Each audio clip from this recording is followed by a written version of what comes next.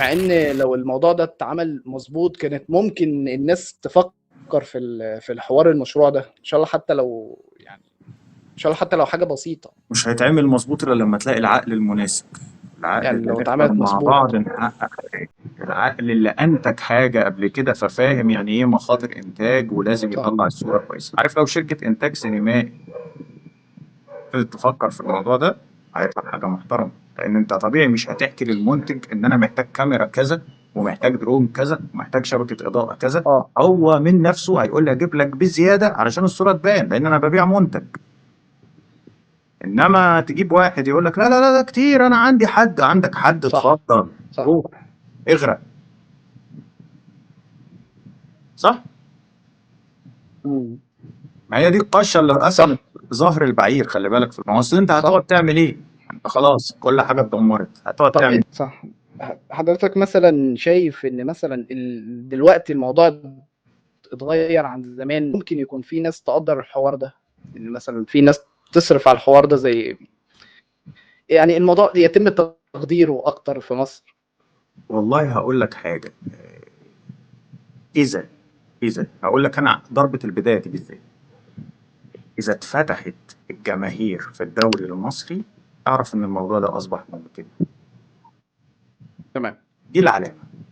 أول ما تلاقي جماهير في المدرجات ومفيش قيود أو عدد في الدخول والخروج، دي العلامة اللي يقول لك أقدر الدنيا خلاص تشتغل وتبقى طبيعية وممكن ندور ونجيب وممكن الناس تتحمس والكلام ده كله. إنما طول ما الجماهير عددها محدود أو في قلق من ناحية إن إحنا يكون في تجمعات، لا، صعب. لازم جهة كبيرة ترعى الموضوع، بقولها لك تاني. ولو أنت بقى عايز تعمله مضمون نجاحه، المتحد تعمله وتضمن كل حاجة. اه م. لا، وحضرتك برضو قلت لازم يكون في حاجة صغيرة كده بوريها لهم، عشان أيوه، الناس حتى يعني شركة يبقوا الإنتاج دي فاهمين. تقتنع بالفكرة. ايوه، بالظبط. واحنا عملنا كده، احنا عملنا بالظبط. كده. وعايز اقول لك ان الحاجه دي مشت الموضوع، الموضوع كان هيمشي لولا بقى ايه؟ الخلافات الكتير. لان انت بتحاول تفهم اللي معاك الصح اللي المفروض يتعمل، واللي معاك ما بيفهمش، فانت هتتعب. فخلاص بقى شكرا. انت فاهم، انت المفروض تفهم اللي ما بتعرض عليه قدر الله الفكره ما شاء مش فعل. اللي معاك. صح. صح. بس. قدر الله ما شاء فعل لا والله. بس احسن درس خدته في حياتي ساعه كانت الكار. تبقى ممكنة والله. أمم؟ صح. أي؟ صح.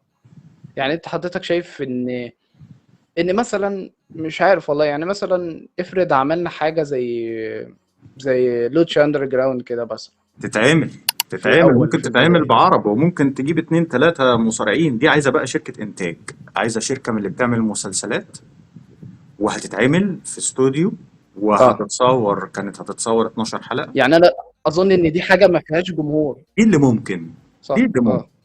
وإن شاء الله تتباع، وهتتباع في كذا حتة. خلي بالك هتتاخد. أنا عايز أقول لك إن كان منتج صح. كبير داخل في الموضوع، بس الموضوع اتلعبك في آخر لحظة.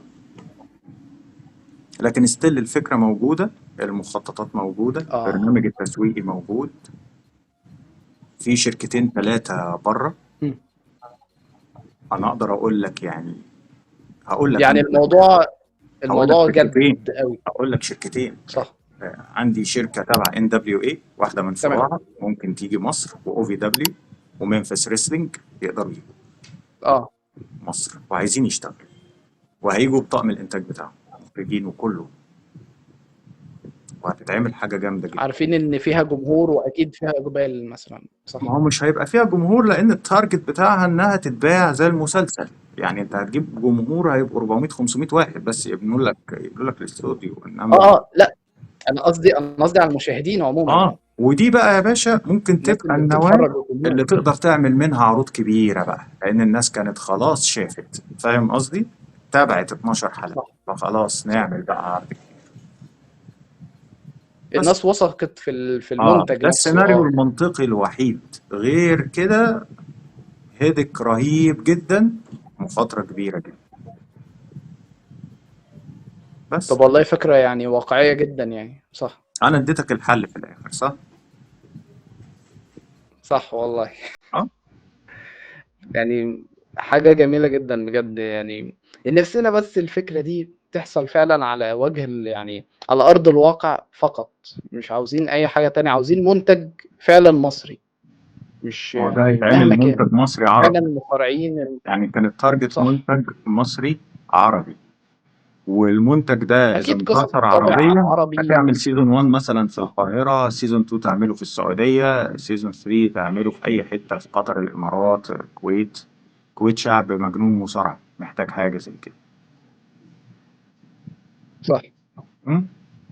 صح فعلًا ممكن تلِف البلاد كلّها مثلًا اللي حوالينا فعلًا زي حضرتك إيه، اللي هي أنت بتجمّع الجمهور حواليك أو حوالين المنتج ده، احنا فاهم؟ في عشان لمّا تغير في يحصل خريطة عرض كبير المصارعة في الوطن العربي حاليا.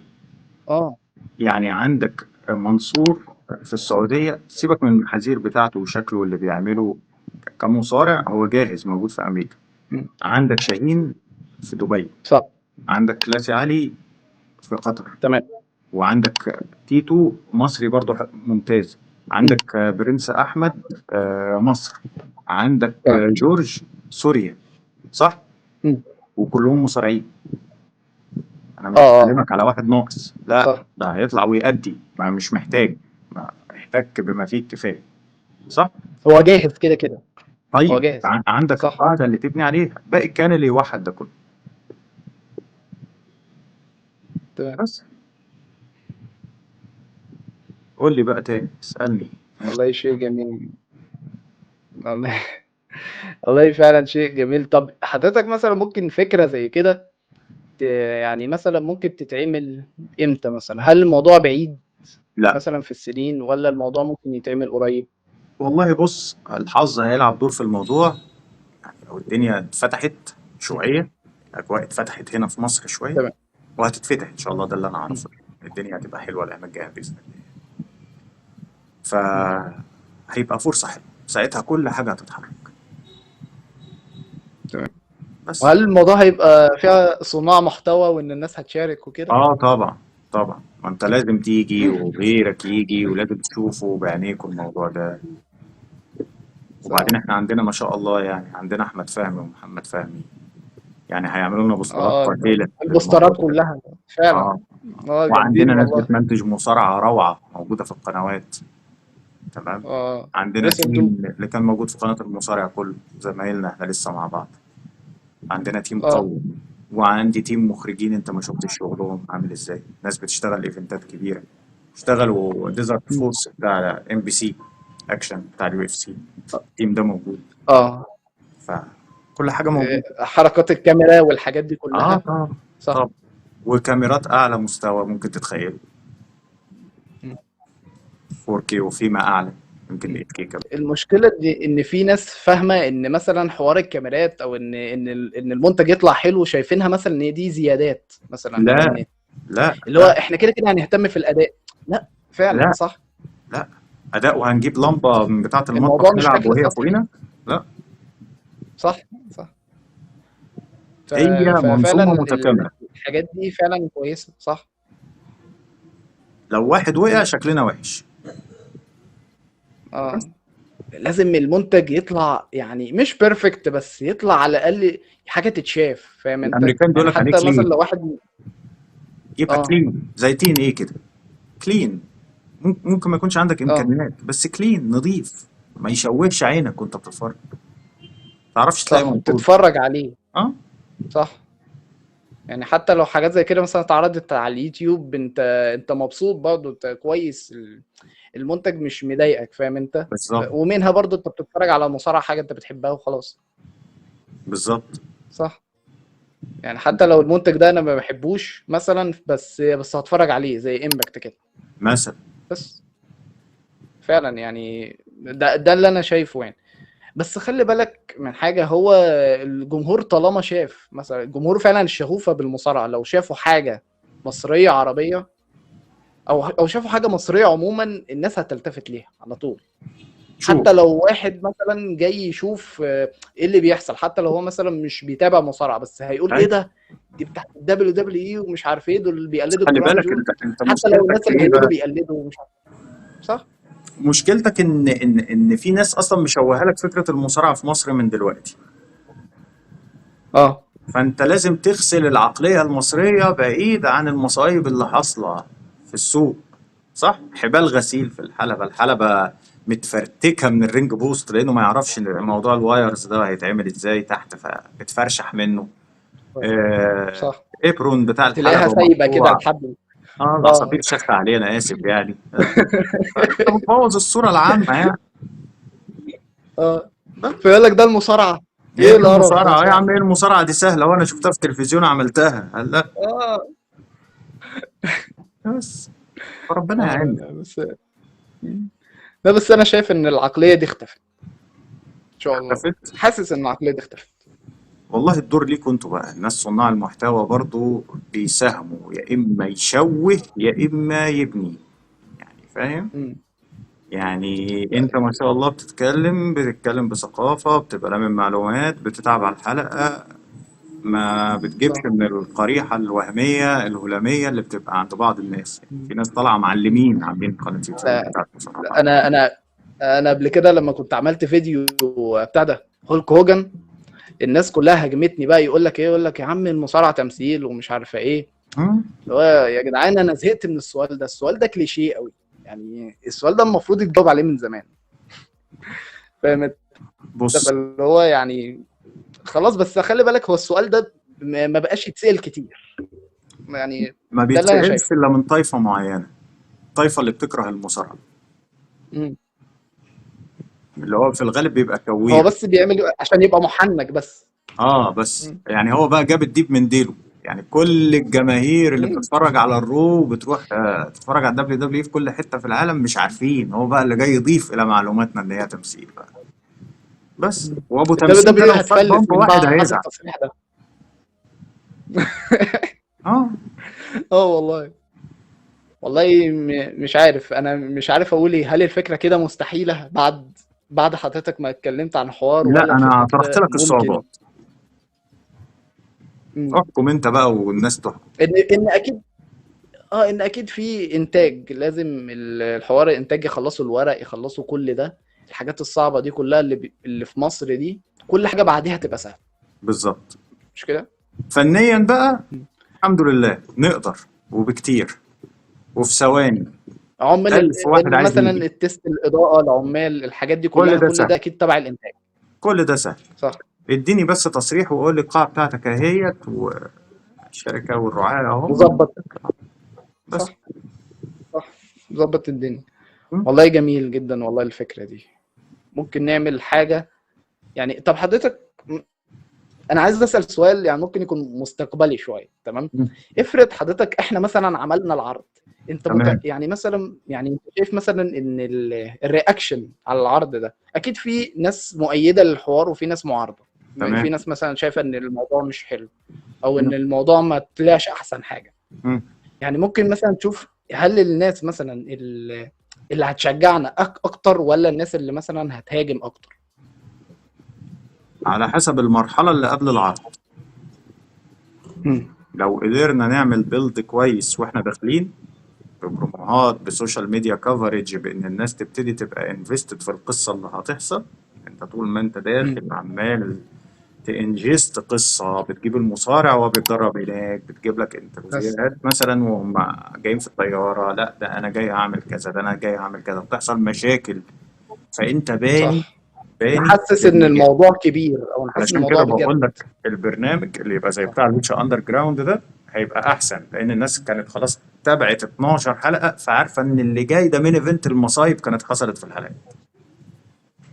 واكيد ده مثلا في عداوه مع ده، هيبقى وده نجاح مضمون. نفس من ده صح. م.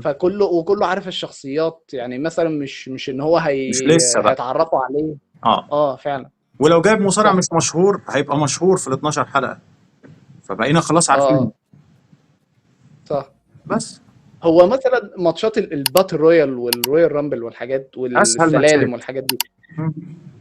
ايه ده؟ يعني انا كنت فاكرها اصعب، لا ده انت لو عشان عندك فيها مصارع تعاون خبرته وحاجه. ضعيفه هتطلعه باتل رويال او رويال رامبل. اه م. عشان ده بيسند التاني الكاميرا مش جايبة وفاهم كل انت. الزوايا، وده بيضرب وده تعبان ودوت، يعني ما بيعرفش يعمل الا بنشين ثلاثة، ده هيعمل سوبلكس وهيروح محذوف بره. هو أهم حاجة بس يبقى عارف يطلع بره الحلبة ازاي من فوق الحبل التاني، علشان ليها طريقة، عشان ما يوقعش نفسه، ما عشان يعورش ما نفسه. يعورش صح. نفسه. صح. بس طب متوقع مين مثلا اللي هيبقى نجم العرض لو جبنا مثلا حد بره؟ من بره صح. الحمد ده لله نجم على العرض. نعمة اي دبليو، لأنهم بيسمحوا للمصارعين بتوعهم إن هم يشاركوا في اتحادات بره، في شركات بره. فأنت يا نجيب اه حد من الاي دبليو. اه مش كنا هنجيب حاجه. سامي جيفارا؟ إيه المشكلة يعني؟ سامي جيفارا تقريبا لعب مع في كيو دبليو باين. لا لا، ما هي كان هيلعب في كيو دبليو الفترة الجاية، بس القماشة اه. موجودة، لأنه هات بابي لاشلي يعني. إيه المشكلة يعني؟ مم. جون موريسون. ناس جامده طبعا. صح. جندر موجود، وجندر كويس جدا على فكرة، مصارع حلو، بس الدبليو دبليو موته. مم. في ناس كتير. آه بروداس كلاي اللي هو كان فانكاسورس ده موجود. في مصارعين كتير. اه. في القماشة واسعة يعني. أنا أقول لك حاجة، يعني لو في فلوس هجيب لك كريس جيريكو كمان، مش مشكلة. براين دانيelson. مم. بس اكيد طبعا لو البادجت او الحاجه دي ممكن جون موكسلي يجي تقدر لو عرفت إن هو تجيبها في او ما مصر. تقدرش. أيوة. صح. شوف أنا بقى فاتح مم. لك قد إيه. جون موكسلي يجي. لا لا لا لا، جون ماكس ده بياخد 10 مليون وبتاع في السنه. اللي هو مش يعني. لا يا دوب. صعب. بس محمد لا، رمضان بياخد أكتر منه. حاجه جميله جدا. مم. شوف يا اخي، وده تمثيل، وده بيضرب بجد. ده آه بيتعور بجد وبتاع محمد وبينزف. رمضان أصلا اللي شعره إيه؟ الحركات بتاعة الروك، هتخلي بالك كده، فكر فيها. الحركة بتاعة مم. رومان رينز نمبر 1 دي، والحركة بتاعة الروك لما بيرفع مم. حلقه. فعلا ده سر نجاحه. ويرجع يقول لك اصل اه. المصارعه تمثيل. طب هقول لك حاجه، مفيش مسلسل كوميدي او حاجه يحبوا مثلا يفكروا الناس الا لما واحد يطلع يلبس لك اندرتيكر. ومنين المصارعه كخ بقى؟ اه. المصارعه كخ ليه بقى صح. دلوقتي؟ انا لسه متفرج على فيديو من، انا المفروض بحب الناس بتوع الناس دول يعني. مم. ف... فكان في واحد اسمه المرجوشي تقريبا، هشام المرجوشي، ومش عارف ايه، عامل فيديو بيتكلم يعني ان هو جايب عيال وبيلعبوا مصارعه اه وبتاع، وجايبين حلبه ومش عارف ايه، وده الاندرتيكر معناه ان وتريبل المجتمع اتش. نفسه متقبل المصارعه، ومع ذلك هو انت مش عايز متقبلين تخدم المصارعه. المحتوى. اه اه. آه. هو المشكله ان احنا في مصر اللي هو ايه، لما نشوف اي حاجه جديده نقعد نتفه فيها لغايه لما تهبط خالص. على اساس ان احنا زي جامدين قوي في مثلا. كل حاجه ما شاء الله. اه. لا يعني فكره الاتحاد. كابتن محمد، انا بصراحه انا شفت المفروض فيديو كان لقناه اسمها فاكرين، كان امم بيتكلم فيها عن اللي هو بتاع امي مسافره، وان ازاي الراب ما كانش موجود في مصر امم والكلام ده. وشوف دلوقتي فاستوحيت عامل منها ازاي. الفكره، قلت الراب دلوقتي يعني بقى هو حاجه اللي ضخمه فرتك جدا بقت. المهرجانات. اه صح. مع انه شيء جديد، مع انه شيء كان لا تذكر في مصر في الثقافه المصريه. ما كانش في حاجه اسمها راب، كان واي حد كان شويه بيغني راب ميكي كنا بنقول شويه عليه ان هو شاهين عبيط. كده. لا انا بتكلم مثلا لو على اول الالفينات او التسعينات، لا ما كانش فواحد موجود. بيغني راب. ما كانش فيه هيقول لك ايه جمهور العبيط ده بيقلد خالص. الاجانب كده. صح. انا قلت مثلا إن ممكن يكون ده نفس الحوار في المصارعه. ممكن يكون بالظبط هيبقى زمان كده. ناس شايفاها نظره، ودلوقتي ممكن يكون طب ما ناس اليو اف شايفاها سي بنظره تانية، وده اللي فاكر انا يعني؟ شايفه. ها اليو اف سي ما كان اه. كده. كان اجانب اجانب اجانب، فجاه المصريين خلاص. صح. ده بقى ترند حوار اليو اف سي، وان واحد يلعب مع MMA ان انا ومش ضد عارف ايه. اليو اف سي، خلي بالك انا ما بحبش الرياضه دي. في ناس كتير بتكرهني من الحركه دي. ما بحبش الرياضه دي. اه. حرام. انا ما بتابعهاش بصراحه. حرام. صح. فيها ضرب مباشر في الوش مضاربه. وحاجات كده. لا هي مضاربه. واللي مخلي اليو اف سي يو اف سي ان في مراهنات، في فلوس، فده حرام. نفس الحوار في الملاكمه، نفس الحوار في الرياضات دي، الرياضات القتاليه. المضاربة اللي هم بيقولوا عليها محترفين، اللي فيها انت بتعرض نفسك للخطر وتأذي اللي قدامك، ده حرام. انما المصارعة لا، صح. مش كده خالص. ده بالعكس، في بعض المصارعين بيدفعوا غرامات لما بيتسببوا في اصابات يعني. صح. يعني مثلا بس الموضوع فعلا يعني ممكن يكون استعراضي اكتر، يعني بدل ما انا مش هأذي حد بس انا هخلي الحركه تبان قدامك شيء شكلها حلو، هو فاهم انت؟ ممكن المصارع يبقى قاصد فده هو يأذي المصارع ساعات، بس لما بيكون بيكرهه يعني. اه بس برضه الإدارة هي اللي بتحكم. البوكر ده ماسك المصارع من المشاكل اللي رقبته. بتبقى ورا الكواليس. أي. اه بس مم. زي حوار الوصل الامانه اللي انت عملتها في آه البوكر. آه ده حقيقي، ده حقيقي. مم. انا اول مره اعرف حوار وصل الامانه دي غير منك على فكره. انا ما كنتش اعرف الحوار ده خالص. لا لا لا ده يعني انا حقيقي. ما كنتش اعرف ان ساعات في حاجه بيكرهه. اسمها ان انا مثلا واحد ضايقني فبضربه. م? صح. عارف لو إصابة من غير قصد ماشي، إنما لما بتاخده الجلالة كده بيعتبرها إهانة. اه لو انت بتضربني بتاع ايه؟ أنت مين يلا يعني؟ أنا هقوم أعجنك دلوقتي. اه لا، ويا سلام بقى لو مثلا واحد نجم جديد ضرب نجم قديم، فاللي هو انت بتعمل ايه؟ ده زي حوار بروك ليزنر ورومان رينز وكده يعني. آه. صح.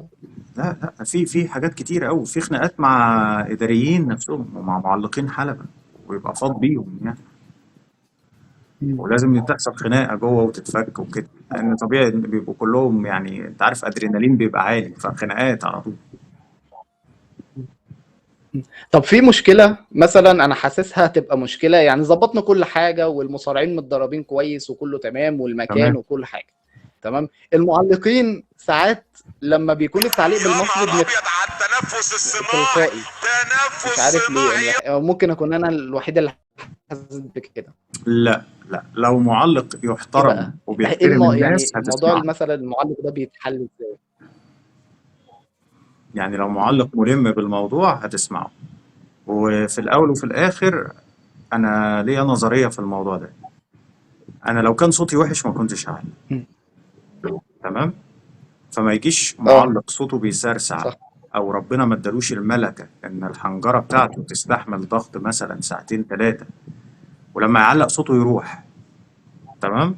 ده ما بيكونش مؤهل اه كمعلق لانها صح من عند ربنا. انت فاكر انت ايام ما كنت بتدخل الجامعه صح. في الاول يقول لك في كشف طبي، مم. فلما تدخل المستشفى بتاع الجامعه دي يقول لك قول سين شين شمس قمر لو تفتكر، ولا ما كانش حد عمل معاك كده وانت اه داخل الجامعه؟ لا لا بصراحة. كانوا بس هو بيعملوها. اكيد مثلا عشان يكشف على حوار هقول لك النطق ليه وكده. كانوا بيعملوها صح. معانا، علشان انا كنت كلية تربية، فهطلع مدرس اه المفروض. فانت لازم مخارج الفاظك تبقى ايه؟ سليمة. صح، مش ألدغ في حاجة بتاع. او مش ألدغ، اه بتعرف تتكلم، الصوت طالع صح، الحروف معروفة. فعلشان صح. يكون معلق يعني اقول لك حاجة، لو ممدوح فرج الله يرحمه كان علق على اي الله حاجة ما يرحمه. كانش حد هيضحك، درجة صوته نفسها ملائمة للجو نفسه. انت فاكر صوته كان عامل ازاي؟ صوته كان عريض، صح؟ اه صوته كابتن تحس ممدوح فرج. ان فعلا في جد كده في الموضوع. كابتن صح. ممدوح فرج. مع ان في ناس بتعمل، بما ان في ناس بتعمل ميمز ويقعدوا يعني يقلدوه ومش عارف ايه، ماشي بس هو وقت الجد. نفسه تعليقه كان اه قوي. وقت صح. الجد انت اعمل ميمز زي ما انت عايز واضحك، مش مشكلة، واضحك عليا براحتك، انت فاهم. بس وقت الجد مم. صح. هتسمع. انما ما تجيش صح. مصارع الحلبة بقى دوت ولا معلق الحلبة ده، يا سلام سلم القلة بتتكلم والحاجات دي، اي حد يقدر يقول الكلام ده، اقعد بس لا مؤاخذة هلفط في الكلام كده الناس هتضحك عنه. الناس عايزة تضحك. انما لما اه تعمل حاجة بجد لا، مم. تبقى حلوة والناس هتصدقها. بس برضه الصوت اهم حاجة. ما ينفعش واحد يبقى صوته صح. رفيع وبيعلق على ماتش فيه اكشن وفيه لا، يبوظ. اه م? صح. يعني المعلق فعلا بيفرق في الاحداث حتى الرياضيه اللي بتبقى فيها جد، لازم يكون المعلق مؤهل لكده. بالظبط، ومتدرب كويس علشان يبقى واثق من نفسه. انا صح، بكره ما الدبليو يكونش دبليو اي مثلا في بعض الكلام طالع الاحيان. مهزوز او حاجه. اه اه يعني هديك انا مثل. شفت جو ساتور اللي جاي الجديد ده بتاع الرو؟ انت تابعت الرو امبارح صح؟ لا بصراحه. طيب الاسبوع اللي فات الاسبوع اللي فات ممكن اكون اتفرجت. شفت صوته عامل بس هما ازاي؟ تقريبا جابوا حد جديد فعلا. الصوت بتاعه قوي جدا. تمام ممتاز. كان اه بيعلق على ماتشات UFC وحاجات رياضيه تقيله، صوته جامد جدا. دخل المصارعه صح. ما عندوش خلفيه، فابتدى يقرا اللي موجود على السطور. ده اكتر معلق انا بكرهه. فبانت مفتعله. ليه بانت بقى؟ انت مفتعله. عارف ينفع بتاع برومو باكج، يعني ينفع يقول لك ايه، يتعمل كذا شوط وفي الاخر لقد كان مش عارف ايه، يتكلم من بطنه، فاهم؟ دي اه حته التعليق صغيره. اللي هو بيعمل VO مش هيعرف يعمل كونتينيوتي، مش هيعرف يستمر في التعليق.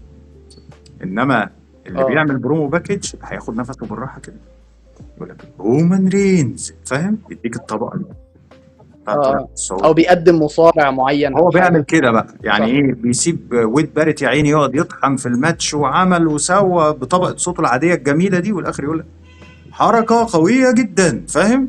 فده مش هينفع. اه ده مايكل كول، صح. شوف وتعلم منه. مايكل كول اللي كاتب له الكلام مليون المية. مم. حتى مايكل كول صوت مميز، ايقوني. صوته اتربى، فخلاص بقى انت لو سمعت مايكل كول هتعرف انه مايكل كول. اه م? فعلا والله. مم. بس كان فالتعليق العربي هيبقى قوي لما يكون في معلق قوي. لو مثلا عايز مثلا اسال سؤال بعيد عن حوار العروض المصارعه شويه، وهي العرض اللي حصل في مصر، اللي هي التور بتاع الدبليو اللي كان اللي فيها حصل في كودي 2011. كان فيها كودي وبيك شو تمام. وشيمس ودولف زيجلر، مم. وفكرني كده مين تاني، البرتو ديل ريو، البيك شو، البرتو ريو. ارتور. يعني حضرتك كنت مثلا مشارك في الحوار ده ولا كنت ايه؟ كنت بنقله بس يعني ايه، موجود في وسط التيم، انما مش كنت مشارك فيه، جيت تبع مم. قناه. طب حضرتك شايف ايه المشاكل او ايه الاخطاء فلوس، اللي واجهوها فادى لان المشكله تبقى يعني ما فيش حد يهتم بالحوار؟ عدم تقدير الناس في مصر. هم جايين كأنهم جايين دولة خليجية. الشركة أصلا كانت قطرية ومتعاقدة مع WWE، وقالوا هنعمل في مصر وننجح وبتاع. كان 2011 وأسعار التذاكر 1000 ونص وساعات 3000 في الفي اي بي. 2011. إذا كان دلوقتي 1000 صح. ونص و3000 مبلغ، أنت فاهم قصدي؟ ما كانش فيه حضور صح. في أول يومين. جينا في اليوم الثالث اللي هو آخر يوم، الشركة تقريبا كانت فودافون قالت هنعمل مم. للعملاء البريميوم ان هم يجوا بدل ما هم ياخدوا هدايا معروض عليهم تذاكر WWE بتاع ماله المكان. بس اعتبره نجح فين اه في الفترة دي، نجح في اليوم الثالث بس. مم. لكن يعني حضرتك مثلا شايف ان التوقيت نفسه كان غلط؟ ده برضو التوقيت كان غلط، كانت الناس مم. لسه خارجة من ثورة وما كانش حد مستعد لحاجة زي كده. بس يبدو الله أعلم إن الميعاد ده كان مقرر قبل الثورة بكتير. اه والله كانت المفروض تتأجل شوية مثلا على 2012 أو 2013، ممكن كانت هتبقى كانت أحسن. تتأجل، بس أقول لك حاجة، الشركة نفسها ما كانتش بعد كده اتعاملت مع WWE خلاص، يعني عقدهم انتهى وبتاع. يعني أنا فاكر يعني كانوا هم خلاص يعني بيفنشوا مع WWE، وابتدوا بعد كده يرتبطوا بعقود مع دبي والحاجات دي. طب هل WWE هي اللي مسؤول عن إن ما يبقاش في عروض في مصر، ولا WWE ملهاش دعوة بالحوار ده؟ ملهاش دعوة، لو جالها عرض من الحكومة المصرية ولا وزارة الشباب والرياضة هتيجي. لو هيئة هايل. الترفيه كان ليها رغبة إنها تعمل حاجة في مصر، هيئة الترفيه السعودية، إنها تعمل العرض ده، هيجي WWE، ما عندوش أي مشكلة. مم. المشكلة مش فيه، المشكلة فينا. اه هي دي المشكلة يعني. أيوة. مم. اديك شايف في والله السعوديه يعني مولعه الدنيا. والله بص خلي بالك، هو الحوار السعودية ادتني أمل، يعني ادتني ايوه، أمل إن إحنا ممكن نعمل حاجة في مصر. وكانت بتروح دبي فاهم أنت كل اللي هو سنه. ليه لأ؟ دبي وابو ظبي كان صح. بيتعمل هناك اه اللايف بيتعمل هناك. بس طبعا لما السعوديه لا بس جابت عقد وظهرت. اه لا بس خلي بالك، لما كانت بتتعمل في الامارات ويعني الدول دي كانت برضو تحسها بعيدة عننا، يعني اللي اه، هو ايه يا عم احنا فين وهم فين والجو ده. السعوديه انما لما قربت. اتعملت في السعودية حاجة جنبينا يعتبر، اللي هو انت فرق بحر احمر، يعني انت ايوه، بتعمل هنا عندك في وبعدين مصر لو لاحظت اس حتى بي لو شيء دبليو صغير. لمع شويه بسبب المصارعه بتاعت WWE، يعني هم اهتموا قوي فيه برضه. اه أي. لا وظهروا في فيلم ستار ومش عارف ايه الناس بتوع الاس ما بي دبليو برضه. شفتوش بس أنا سمعت عنه. إبراهيم تقريبا اه الممثل. فهم ليهم جماهيرية في السعودية ليهم عموما يعني قاعدة الاس بي كبيرة. دبليو. اه اه والله مش عارف انا، يعني انا ممكن اكون اسئلتي يعني خلصت، ويعني كان نفسي والله اقعد معاك كده واتكلم بجد. انت يعني فينا شخص يوم نتقابل. عندك معلومات كبيرة جدا ومثقف في حوار المصارعة بجد يعني. بقالنا 20 سنة شغالين فيها. اه يعني ممكن يعني ان شاء الله ما تبقاش اخر مرة. لا إن شاء الله وقت اتمنى ما يبقى جدا. عندك أسئلة أنا معاك. اه يعني اتمنى جدا بجد يكون نعمل حاجة تانية مثلا كده مع بعض، نتكلم في إن موضوع شاء الله. تاني إن شاء الله. بإذن الله. بس الفكرة ممكنة برضه، لا إن شاء الله ممكن. فكرة العرض ممكنة ممكنة. أنا اديت لك الحل، ان خلي شاء بالك الله. بعد ما أحبطتك يعني.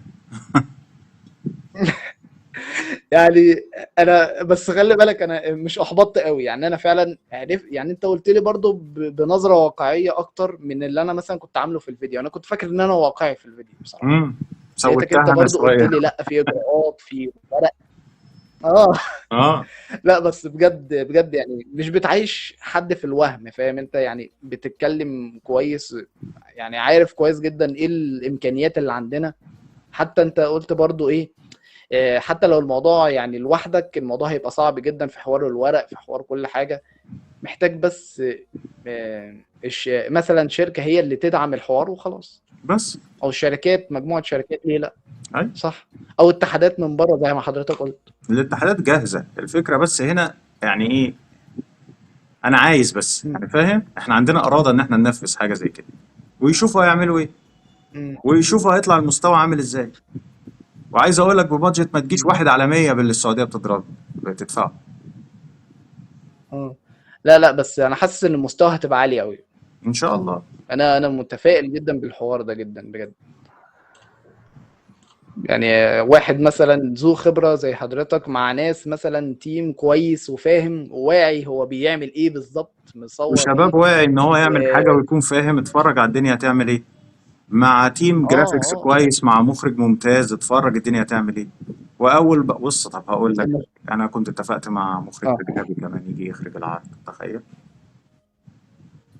اه مخرج بيخرج عروض مصارعة لصالح فايت تي في. عايز ايه تاني؟ ان هو يعمل ايه بقى. يخرج، اه يجايد م. الكاميرا من بتاع، وحتى قلنا له هات كاميرا من معاك، مصور معاك كمان، يكون هو ماسك مدير تصوير عشان يفهم اه الناس تصور ازاي. كنا هنعمل كوادر تنفع تصور بعد كده على طول. م. بس لا والله يعني فكرة جميلة جدا بجد يعني. حاجة كده لو اتعملت في مصر هتبقى يعني حاجة أول مرة تحصل، تبقى طفرة كده، فاهم أنت. وخلي بالك يعني الموضوع لو نجح في البداية هتلاقي 100 شركة بقى، شركة خلاص بقى. إنتاج تقول اه لك بقى إيه، اه طب عاوزة دي. اي. خلاص طالما خلاص الناس فتح. ضمنت هو اللي النجاح خد هو برضه الريسك عاوز يبقى الاول فيه. بس. صح. هو إحنا هنتعب في البداية والله. طبيعي. طبيعي. صح. بس هيبقى لو تعب الموضوع جميل. نجح هتلاقي بقى 100 شركة بقى يقول لك إحنا شركة مصارعة، اي. شركة مصارعة مين يا عم. اي. فاهم أنت الاتحادات بقى بدأت تظهر. هي بس الناس اللي يضرب اول طلقه ده بس. وإن شاء الله طيب بإذن الله. ان شاء الله باذن الله. مم. الامل في ربنا كبير. يعني وخلي بالك واحد زي امل حياته ده مشروع حياتي ان حاجه زي كده تحصل. انا مش بكلمك ان انا محبط وبقول لك ما ينفعش، لا، ده انا امل حياتي ان حاجه زي كده تحصل في مصر، علشان تفتكروني أنا بالخير نفسي بقى أشوف بعد حاجة زي كده. كده. اه بجد والله لو حضرتك عملت حاجة زي كده فدي للتاريخ. لو حضرتك والله احنا عملت حاجة زي حاولنا كده يعني، انا تبقى انت عارف اللي انت كده مهدي كده. اعصابي ان انا حاولت، ما قعدتش ساكت في بيتنا وقلت ممكن او مش ممكن وهقعد. انا حاولت كتير. لا كويس والله ان انت حاولت والله فعلا. بس فعلا لو عملت حاجة زي كده هتبقى يعني اللي هو الأب الروحي للمجال كده زي ما انت بتقول كده. والله ما بسعى لكده يا ابو فاهم حميد، انت. بس انا بسعى ان انا اعمل حاجه بحبها من زمان، وانا بحب الموضوع مم. ده مم. لاني عشت اجواء. لو ان شاء الله تتم بإذن الله. انا واحد من الناس ان شاء الله المحظوظه اللي تتم اشتغلت بجد. في المجال ده، فانا عارف اجواءه عامله ازاي. لا والله فعلا يعني حلم حلم لاي حد انه يشوف عرض مصارعه في مصر كده، مصارعين مصريين مع قصص مصريه بتتحكي. الموضوع مثلا مش بعيد عن ثقافتك، تبقى الموضوع مثلا منك لبعض كده، فالموضوع حلو. ده اللي انا متخيله يعني في عروض لا المصارعه هيبقى حلو، او هيبقى السيناريوهات اللي حلو، وبعدين بتتكتب. هيترفع برضه. ممكن نعمل حاجة زي ريسل مانيا والله، تتعمل في استاد القاهرة ويبقى في مشاهير عرب وأجانب. لا دي بس يلا الواحد ما يقدرش على الكلام ده. يلا ساعدونا، يلا ساعدونا. حاجه صعبه. ما أنا بقول لك. والله. لا بس ان شاء الله فعلا مش بعيده خالص، طالما في جمهور حابب انه يتفرج، اللي هو الناس اللي هتستجيب للحوار ده. بس هو انا شايف ان مفيش حاجه تانية ممكن ما تتعمل، احنا بنتكلم في كلها كده. بقى شغل. عندنا قاعدة جماهيرية كبيرة جدا مش متخدم عليها، متسابة. اه أي صح. بس. عندنا الجمهور اللي هيستقبل، مستعد يستقبل الحوار ده. أي شكرا جدا بجد كابتن محمد. العفو والله يا أبو حميد، أنا اتشرفت ويعني بيك. ويعني بجد ان شاء الله ما تبقاش اخر مره باذن الله. لا إن شاء الله. وهنعمل حاجات تانية، فيديوهات تانية باسئله تانية ممكن نطرحها لحضرتك يعني. بإذن الله كل ما يبقى عندك مجموعة أسئلة زي بتاعت النهاردة دي أنا موجود تحت أمرك. ان شاء الله. إن شاء الله. حبيبي والله. حبيبي. ماشي. شكرا. وبكده يا جماعه يكون خلصنا الفيديو، وسلام عليكم. وعليكم السلام ورحمة الله وبركاته.